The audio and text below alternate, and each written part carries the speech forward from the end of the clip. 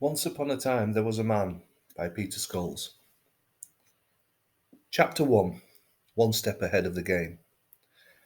10th of January 2019. Information note on case 4360. Urgent. Need to contact Mrs. N regarding observations at Beech Grove. Mr. N reinforces suspicions and backs up previous findings.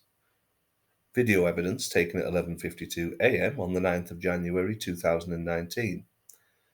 Mr. N was seen in a compromising position with unnamed female outside the front door of number 15. The lady in question was dressed in short black negligee with no underwear visible. As usual, I refrain from making opinion or offering suggestion, but the video clearly shows flirtatious behaviour towards Mr. N. Her hair was ruffled and her use of makeup considerable. Said anonymous female appeared to be very affectionate towards Mr. N and kissed him on the lips and cheek 8 times in total. Mr. N did not refuse her advances and appeared to enjoy the attention. He smiled and embraced the lady. They both stood in the doorway of number 15 in full view of any passers-by, making no attempt to hide. Before Mr. N returned to his Ford Focus car, which was parked on the driveway of number 15, he instigated a final kiss, on the lips, before hugging unnamed female and grabbing her bottom, making her giggle and blush. Mr. N returned to his car, pulling up his flies, before blowing a kiss to unnamed female and driving away from Beech Grove. The exchange lasted no more than 6 minutes. My diary updated at 1:12 p.m. today after a thorough study of the video evidence and the digital photographs taken before, during, and after the meetings. The times were recorded, movements and patterns of behaviour, they all correlate. This information will be relayed to Mrs. N now in the form of a telephone call at the stipulated time of 2:20 p.m, when Mr. N is assumed to be at his place of work. Hard copies to follow at the discretion of Mrs. N. Yet again, I feel the need to emphasise to you, my diary, the importance of thoroughness. Treat each case on its own merits, and never presume you know anything based on the experiences of other similar cases. I've found that, in this job, no two cases are ever the same. People are not the same. I realise, Mr. Dyer, that I'm repeating myself, and I repeat myself every year. But this is a reminder to myself to stay sharp, stay focused, stay right. Competition is rife in this job, and only the best will stay in the game and make a healthy living from it. Too many fall by the wayside. Too many get bored with the tedium of the majority of the cases. Few are prepared to go that extra mile. But to me, that extra mile is the mark of a professional. Good reputations are built and contacts are developed if the job is done right. Mr. Diary, you and I go back a long way. This is our 11th year together. We can be proud of our achievements and our prosperity.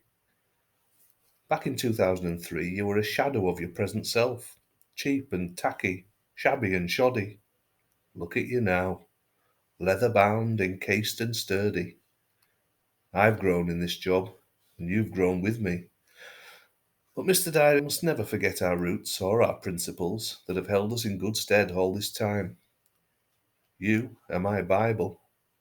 Welcome to 2019. The 11th of the 1st, 2019. Initial letter drafted to Mrs. N, case 4360, and memo for Mrs. Cannon, re father-in-law and misuse of vacuum cleaner, case 4339. Copies of discs included with letter to Mrs. N further. Further information will follow letter, including photographs and copies of relevant paperwork. This will show copies of receipts for items purchased in the last 2 weeks, and these include 2 bouquets of flowers, carnation, chrysanthemum, freesia, hollyberries, iris, lily, orchard, snowdrop and winter yasmin. And there was perfume from Chanel, and various items of an adult nature from Ann Summers, which Mrs. N confirms have failed to see the inside of their marital home. Again, avoiding the assumption, I later discovered that, whilst tracking unnamed female acquaintance of Mr. N, The stockings and suspender belt had been an exact match of those acquired by Mr. N only hours earlier in town. Video evidence shows that Mr. N did visit 15 Beech Grove with purchases from the Ann Summers store in hand, but he left the house without it. With regard to Mrs. Cannon's case 4339, advise client that evidence such as this is unlikely to stand up in court if a civil action is taken, and therefore recommend she pursues a different course of action. Do not guide or advise beyond this, as it is beyond your jurisdiction, and she's definitely a lady who could put more business your way. In total, and after checking accounts, Miss Cannon has contributed £4,398 to the 2018 gross profit. She's a very suspicious lady with a lot of money. Don't risk it. Well, bill payments and direct debits to leave account before the end of January total 8,987. Estimated income, should all clients pay on time, should reach 13,500. A good month's work.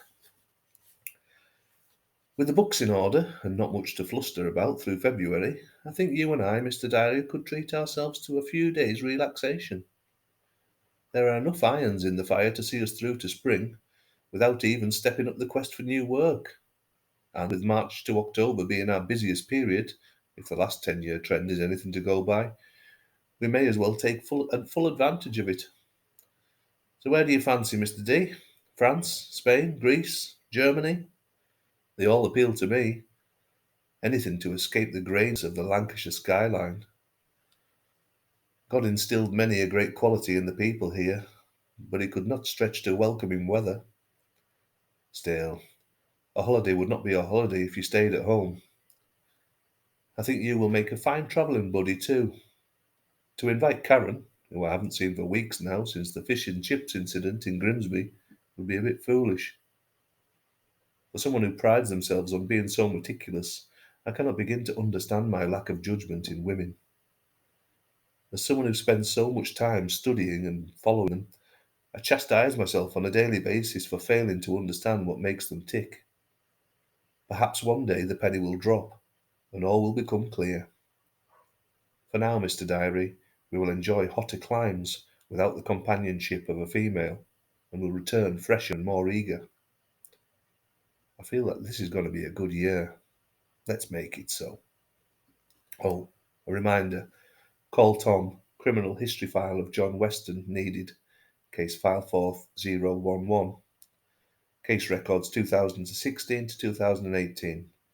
And remember to ask Tom about behaviour patterns. The last thing I want is a knife in my back before I pack my passport shorts. The 12th of the 1st, 2019.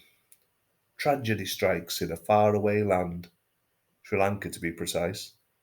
An earthquake of horrific proportions by all accounts. Thousands of innocent people suspected injured or dead. It amazes me. I can stare at the screen without watching a disaster unfold in front of my very eyes. And although I know it's awful and devastating, I'm still somewhat impassive towards it all. I was always quite an emotional child, but I suppose age thickens the skin, and the more I seem to experience, the less I seem to care. It is wrong, and I'm ashamed of my apathy. But here I am watching TV, and at the same time logging trivial thoughts as the whole nation literally crumbles. It is hard to pinpoint why I should feel this way. They say we are no longer shocked by what we see on the screen. We've been desensitized by it all. Our spirits crushed by overexposure and sensationalism. And yet I still cry when I watch Schindler's List or The Elephant Man. Why is this real suffering on the TV in front of me any less upsetting than a film? I feel guilty for myself. I should feel guilty for other people, and I should have a determination to help. I know I will turn over the channel when the charities plead for my £2 a month. How have I developed such a callous streak in my soul? Is it this job? I need people's suffering, pain, suspicion, and hatred to thrive in order to pay my wage. Am I detached from normal human feelings after years of tracking society's sludge and slime? Even as I write, I'm managing to turn off from the disaster. Can I even justify thinking of my up-and-coming holiday? Yes, I think I can. France and Germany seem to be topping the list at the moment, Mr. Diary. How do you fancy Munich or Bavaria? I can picture myself stereotypically wolfing down a bratwurst and washing down with a stein of beer, overlooking the glorious Alpine peaks. Or even a winter stroll down the tight-knit Parisian back streets on the hunt for nothing but relaxation. I'm in the zone. Selfishness over compassion. I need a holiday. And looking at the TV screen, I don't think Sri Lanka will be on the shortlist. Right. Check for £430 received and deposited from Mrs. N, case 4360, with accompanying letter attached below. Another job well done, with another angry but satisfied customer. That money will go towards the holiday. And if Mr. Thompson, case 4299, eventually pays what he owes, I won't even have to dip into my savings. Mrs. N's letter. Dear Mr. Brunskill, please find enclosed a cheque for £430 in final settlement as payment for your services. It is with regret that this money should be spent in order to uncover such tragic news, but, I fear, the longer term cost could have been much greater had I kept the cheating bastard as my husband. Allow me to congratulate you on your thorough and professional job. In the unlikely event that I find myself in this position again, I would certainly seek out your number and screw another man as he has screwed me. Yours honestly, Mrs. soon to be Miss Fiona Niles. Tragic news? Try watching the news, love. That's not tragic. Your husband's extramarital shenanigans. Having said that, if Mr. N had kept his bratwurst in his pants, I might not be quids in heading to Munich. Yep, Germany's the winner. Right, Mr. Diary. I think we should tie up one or two loose ends here and look to lie before the end of the month. What do you say? 13th of the 1st, 2019. John Weston, case file 4011. Good man, Tom. They may take an age to call round to your house when you're being raped, burgled, or attacked, but you ask them to delve through old records and pass on confidential personal information on any given individual, and the police always come up trumps. Well, for a price.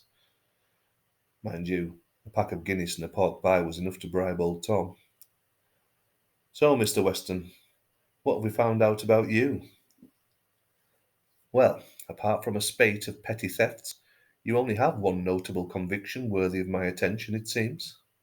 Assault. Serious enough, though, for a concerned judge to send you down for 12 months with 3 suspended. Mr. Diary, to be honest, I think we should mull over this one. This case has sat in the background for a long time now. Can we afford to give it a miss? His sister is prepared to pay over the usual rate, but my own safety is worth more than that. I have a suspicion this one is not worth the hassle, and as you know, my paper friend, my hunches are normally accurate. Weston has avoided the radar of the local rags and TV, and yet is a serial offender, which leads me to believe he has friends in places he shouldn't. That would place my anonymity at risk, as I would no doubt be digging in the same places where he's trying to fill the holes. His sister's very pretty too, and I still think she has a crush on me, but I must never mix business with pleasure. Perhaps that's why she's prepared to pay over the odds. Or more likely, she knows her brother's a bit of a psycho and no other man or woman has been prepared to touch this case. This job really does make a man paranoid. Maybe this joint wasn't a good idea either, after all. 3 espressos, half a bottle of Merlot and a cannabis joint is not a good mix. Mr. Diary, I don't know whether to panic or pass out. I will consider this case with a clear head tomorrow. In the meantime, I will pack up and get to bed.